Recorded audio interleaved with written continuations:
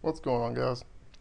Um, I just wanted to show you what I got going with the Arduino stuff. Me and Alex looked at the robot today, and what I was trying to do was see if the let's see here. Was trying to see if the serial input mode or the packetized serial mode was as easy to work with um, as it looked like. And so we had to swap some wires around top side. We pulled out um, those filter components from the terminal to the motor controller, and really only had one hiccup. But after that, it worked pretty much perfectly. Um, so it kind of was that easy. Um, you do have to, whenever you get that library installed, you have to go to your home Arduino libraries folder, to the Sabretooth, uh, just Sabretooth folder. You do have to make one edit in the header file with line 33. So originally it just said serial. You just make it serial too.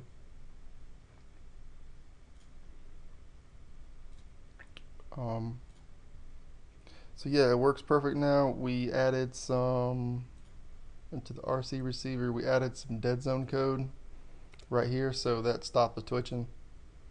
So now it's butter smooth, and we got checksum packetized serial commanding the motors. The only other thing I changed really was I introduced this state flag, and so it's just a byte, um, and it just has it's going to be one of these three things: drive mode, auto mode, or stop mode. I needed the state flag because of the way that the ROS communication is going to work. It's going to be more or less asynchronous. So right now, for just testing the state machine, I'm using the serial event. So, and it's just a special function. So if you declare a serial event, then it will act like an interrupt, but it's not an interrupt. Uh, the way it actually works is it's at the end of each loop cycle.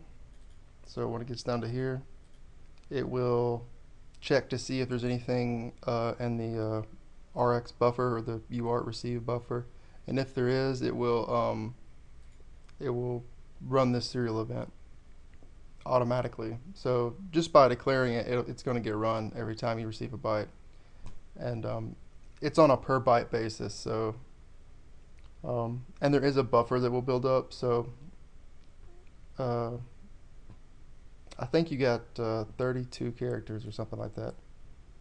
But anyways, the processing works the exact same as an uh, interrupt service routine because it's one byte at a time. So I just got it like this to test it. Main reason being I don't have a Arduino Mega. The Arduino Mega, or to set up these interrupts and stuff, it's going to be different for each board. So I think I got it figured out for the Mega, but all I have is the Duo, and apparently it's a nightmare to get it to work. So I'm just going to use this as a stopgap measure. So yeah, that's pretty much the only thing I changed in the main code over here. Didn't really change anything over here. Um, I added this ramping thing, so I just copied this from the manual. It can be values between 0 and I think all the way up to 80. Uh, so we can experiment with that if we need to. Um, and then so as far as how this ROS communication works as a state machine, basically you have a message buffer. So because we're receiving one byte at a time, we have to uh, basically fill up this message buffer, and when it's full, we can process that message. So the message buffer is 3 bytes long. and it's got the first byte is a header byte, and I mean this scheme is kind of arbitrary. I mean we can change it, but the first byte is a header byte, and so right now it's the character capital A or character capital L for angular or linear velocity commands. Uh, the byte following that is the command byte, or the actual value, from -127 to +127. And then the message has a terminator or an end byte, which is just the pound or hashtag. And then this is pretty important. It keeps the current byte, and it kind of controls the state of the receiving state machine.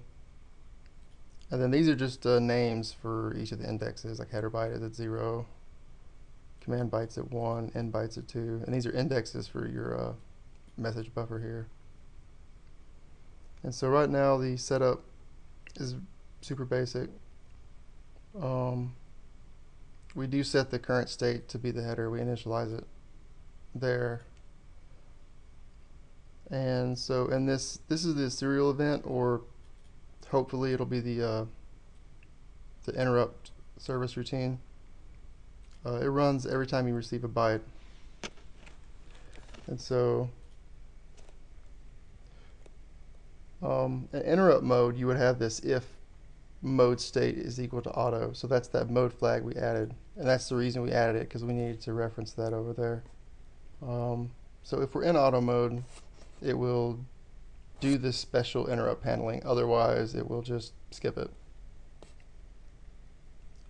But for right now, because the RC receiver is not hooked up, nothing's hooked up, so I just got that disabled just so we can test it on the serial monitor. And so the first thing we do is we get the new byte. And so it's just one byte we get, and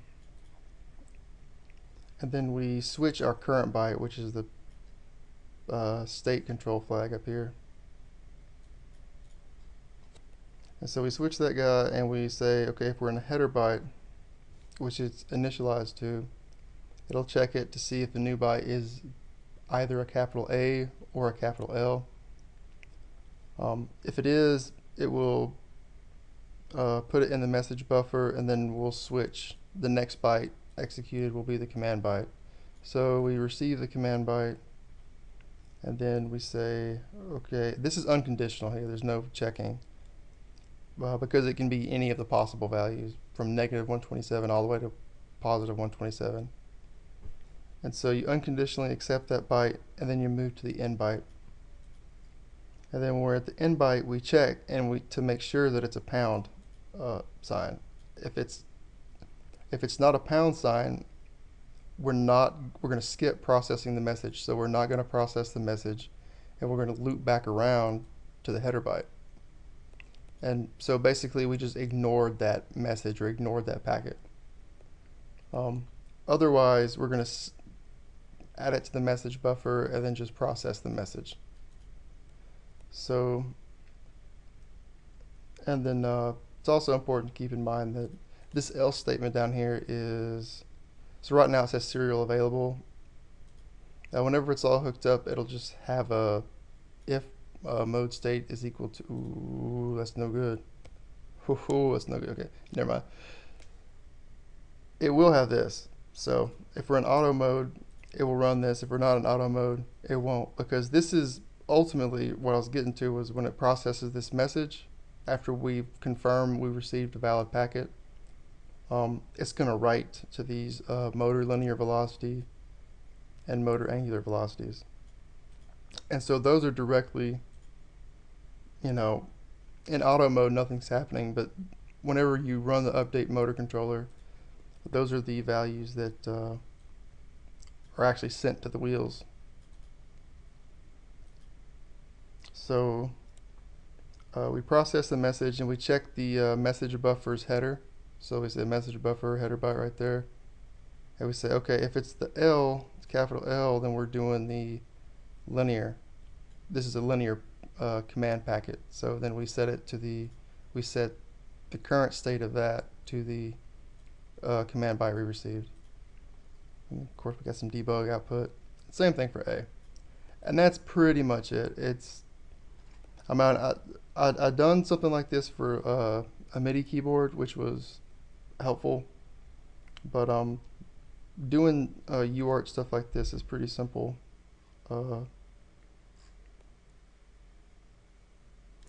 Let's check it out. So from a serial monitor, technically, if we say capital L for linear, and what I'm typing in, like you see 1 there, but really it's the ASCII value of 1, whatever that is. I don't know.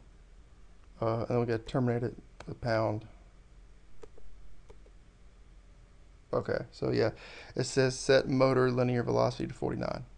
So that was successful. And then we say capital A. We'll just use the same value of 1, which is apparently equal to 49. And pound. Set motor angular velocity. And now let's try to screw with it.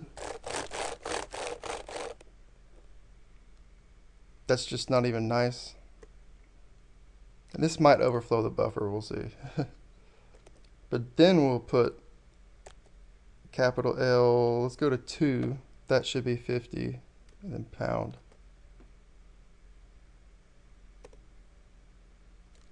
Oh, robust against noise. Cool, yeah. So, I mean, I think this will work for us. I mean, because it's mostly USB and the cable length, I mean, you don't have to worry about that, it's fine. I mean, you only have maybe an inch or two of, logic level UART going on, so it's pretty robust. We're using a super conservative baud rate. I think this will do it for the ROS communication on the Arduino side. Let's try some stacked commands. L 1 pound, A 1 pound, L 2 pound, A 2 pound, L 3 pound, A 3 pound. Let's try that out. Linear 49, angular 49, linear 50. Yeah. So yeah, I think this is going to be good enough for us. On the Arduino side at least. Because like me and Alex tested it, and you guys gotta check it out. Like, it was all twitchy before, and I'll be the first to admit. Okay, so most of that is because of this dead zone code. If we put this dead zone code there when we was using PWM, it would have probably been. It would have been almost close. I'm not sure. I did hook it up to the oscilloscope, and I know that the PWM signal, because of the filter he had on there, I mean, it was looking pretty good. It wasn't like it was needing to be changed, but I did know that this checksum packet system would be better. But after seeing that the code would be easier, especially considering that we're sending byte by byte values here from ROS to the Arduino, it would just make it a whole lot easier if I could get everything in normalized byte form and then go from there. And on top of that, the code's a lot easier as far as just driving the motors. We don't have to worry about PWM values anymore. But that's pretty much it. I was just gonna share that with you. So now all we have left is the motor control ROS node. And that's it. And then we should be able to drive this thing around. Alright, I'll see y'all.